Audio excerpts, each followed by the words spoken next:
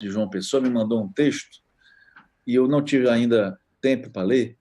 Eu vou narrar qual foi a minha, o que é que eu vivenciei, certo? O Lula queria ser candidato, certo?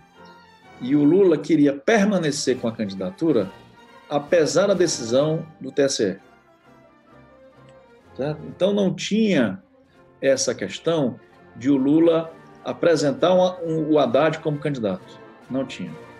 O que o Lula queria era a apresentação da candidatura dele e ele discutia se era viável, uma vez que no final de agosto, não no dia 6 de agosto, porque rememora aqui, ó, o Ciro fez a convenção no dia 20 de julho, no primeiro dia permitido por lei. No dia 6 de agosto era um domingo, salvo engano. Certo? Naquele dia, naquela semana, o Ciro foi procurado, primeiro pelo presidente do PDT, Carlos Lupe, de fazer o seguinte, fazer um acordo com o Ciro, só que esse acordo não constaria em ata, na ata do partido. Essa é a verdade. Eu mesmo fui procurado por pessoas do PT para levar essa proposta que já tinha sido recusada pelo Lupe. Certo? Então, qual era o acordo?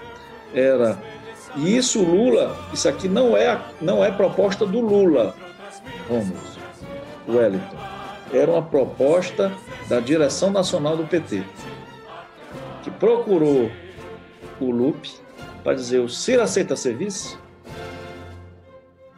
E só que a proposta não constaria em ata. Para quê? Para que o PT tivesse tempo, a direção do PT, entre o dia 6 e o dia 14, do domingo e o dia 14, de procurar o Lula para demover o Lula do propósito dele de ser candidato, apresentando uma chapa que tivesse força nas urnas, certo? Só que a direção do PT, no domingo 6, já registrou a chapa, não colocando na ata qualquer possibilidade de coligação com Ciro. O que propuseram ao candidato Ciro Gomes era uma eventual ocupação da vice-presidência sem nenhuma previsão na ata do partido de que se o Lula não fosse candidato, ele seria, Ciro, candidato. A proposta era de simples substituição do Lula pelo Haddad. Certo? Qual é o problema? O Ciro já tinha...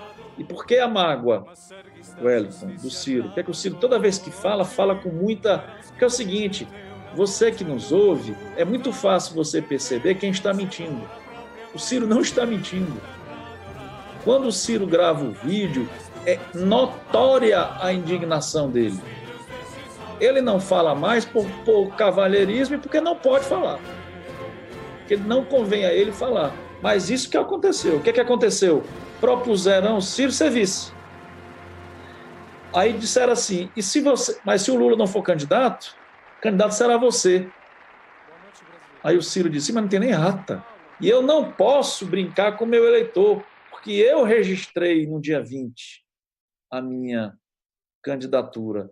Como todos sabíamos, e eu disse aqui no Duplo Expresso, desde abril, que qualquer pessoa, e vocês do Duplo Expresso, Rômulo e Wellington, diziam o seguinte, deve permanecer candidato e ir para a embaixada, porque a candidatura deve prevalecer uma lógica política sobre a jurídica. Um argumento respeitabilíssimo. Eu me posicionava do ponto de vista eleitoral. Eu dizia o seguinte, como o Lula não é candidato, nem pode ser, porque a ficha limpa foi promulgada pelo Lula, o PT tinha que ter negociado, se quisesse um acordo, de antemão, com o Ciro, a vice-presidência. Daí o que é que queriam? Queriam desmoralizar o Ciro. A verdade é o seguinte, o PT impôs uma aliança entre os governadores do PT, e a direção do PT a candidatura do Haddad ao Lula. Certo? Como é que se precipitou? Se precipitou no dia 6 e na reunião que o Haddad teve no dia 7, que ele chegou cedo e não saiu da reunião, saiu da reunião de noite. Inclusive cancelando um evento em Porto Alegre, que ele teria no dia 7. O Lula queria ser candidato. E o Lula achava que ele, sendo candidato, ainda que impugnado, criaria um fato político. O que é que nós temos hoje? Repara, Wellington, nós temos a Dilma derrotada em Minas Gerais. Eu acho que esse argumento é, inclusive, do Rômulo, e ela foi candidata ao Senado, então ela já nem era mais presidente. Ou seja, foi uma sucessão de trapalhadas. E agora, gente, o que nós temos é o seguinte: o Bolsonaro é virtual presidente da República, em 10 dias será presidente da República, em 10, 12 dias será presidente da República, e nós estamos completamente desarticulados e na defensiva. E não adianta querer os derrotados responsabilizar o Ciro. O Ciro, como todos nós dizíamos e avisávamos, se posicionou nas eleições argumentando que o candidato Fernando Haddad não tinha pegada para ser presidente da República. Tanto ele não tem pegada, não tem carisma, porque ele foi derrotado na sua recondução em São Paulo. E cadê o Haddad? O Haddad agora teve um encontro nos Estados Unidos em que dissera que o COAF tinha que ser gerido por uma autoridade técnica. Então, só falta colocar o COAF para o Ministério Público Federal. Ou seja, é de uma fragilidade essa argumentação, Rômulo, porque não é verdadeira. Que é o seguinte: você que nos ouve, que nos assiste, o internauta do Duplo Expresso, repara o vídeo do Ciro, se o Ciro está mentindo. O que a gente nota no vídeo do Ciro é alguém indignadíssimo que se contém para não falar tudo. Por quê? Porque tentaram tratá-lo como se ele fosse um infante, uma criança. E mais, a derrota da Dilma era uma derrota ao Senado de Minas Gerais, que teve a candidatura Dilma em Minas Gerais, teve o propósito de isolar a candidatura Ciro Gomes. Por quê? Porque havia pesquisas e um arranjo e um acordo pelo qual Dilma Rousseff seria candidata pelo Ceará ao Senado. Então, se você, internauta, olha aí no resultado das urnas, o Cid Gomes teve 3.200.000 votos e o segundo colocado teve 1.050.000. Então, se houvesse prosperado o acordo do Ciro com a Dilma, e a Dilma fosse candidata ao Senado, ela hoje seria senadora eleita da República. O problema é que esse paulicentrismo, esse petismo exacerbado, esqueceu de verificar o seguinte, que nós caminhamos, como estamos, numa derrota cultural gigante, Wellington. Faça uma pesquisa, meu amigo, pergunte o que é direitos humanos hoje. Direitos humanos hoje no Brasil é defesa de bandido. Por uma população que sofre violência permanentemente. Ou seja, as esquerdas não soubemos sequer dialogar com a população pobre que é vítima da ausência de política pública e vítima de violência do bandido e da polícia. Então ele fica no tiroteio entre policial, o cidadão fica ali entre policial, polícia ou milícia e bandidos. Então você chegar para esse cara e dizer, Rômulo, que nós estamos defendendo direitos humanos, quando ninguém o defende, nem o Estado, nem terceiros, o que é que nós fizemos? É por isso, viu, Wellington, que eu sou muito mais simpático aos evangélicos do que aos católicos. Muito mais. Porque nessas comunidades os evangélicos estão. Pelo menos eles estão cuidando do que o Estado é incapaz de prover. E aí eu vejo com muita tristeza que agora tudo no Brasil é a Igreja Católica via Papa.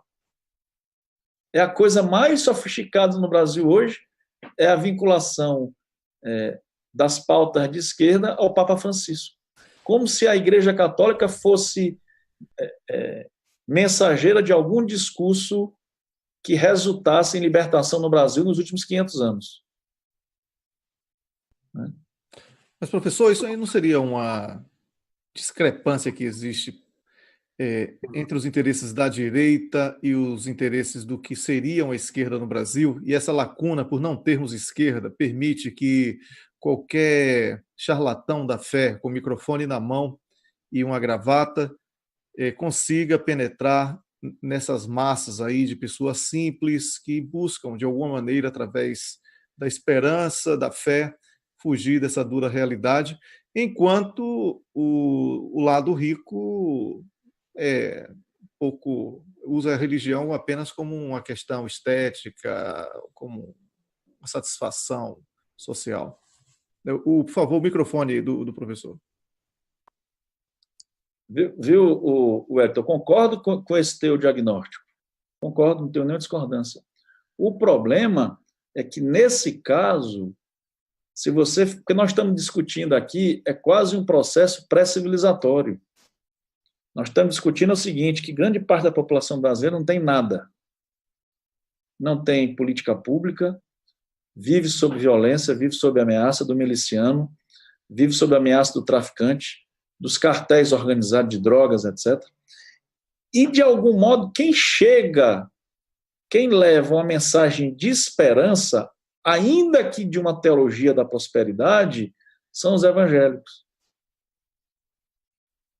Você pode dizer, de um modo muito torpe, concordo, mas é alguma coisa. O problema é que esse cidadão está completamente desassistido. É vítima de violência sexual, de violência simbólica, de violência física. E quem está lá... E o outro discurso, o discurso da igreja... Vou dar um exemplo. O João de Deus só foi preso porque não é católico. O João de Deus lá, esse líder religioso, que, aliás, eu não conheço, né? Não conheço e não o considero meu líder religioso, para deixar muito claro. Vocês têm dúvida que, se fosse um bispo católico ou arcebispo digamos, do Rio de Janeiro, se contra ele, ou de São Paulo, se contra eles houvesse essas denúncias, que não estou aqui a menosprezá-las, estou dizendo que ele foi preso porque não é católico. Né? E se coaduna rapidamente, Romulo, com essa coisa do satanismo. Sabe?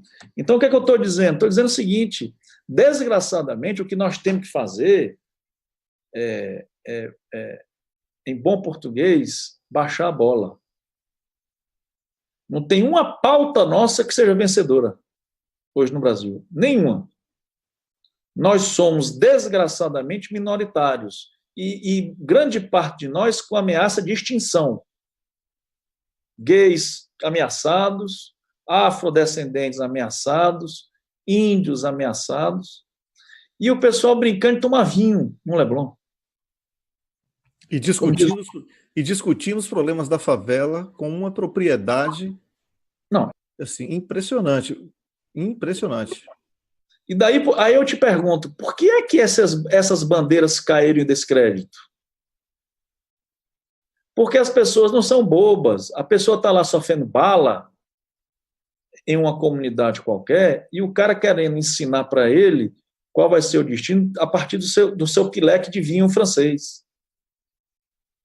Ou seja, a questão dos direitos humanos e as questões das bandeiras identitárias, elas precisam ser rediscutidas e embaladas numa linguagem compatível com o homem comum. Porque repara, gente, questão identitária, questão de raça, de violência, todo mundo sofre. Por que é que alguém que sofre tanta violência aparentemente é contrário ao discurso de defesa desse cidadão contra a violência? É porque quem empunha a bandeira, quem desfrauda essa bandeira, esse discurso, não tem legitimidade nenhuma. É um bando de Mauricinho e Patricinha que só conhece a realidade do shopping center, explicando para essas pessoas o que elas devem fazer na vida. Nesse momento,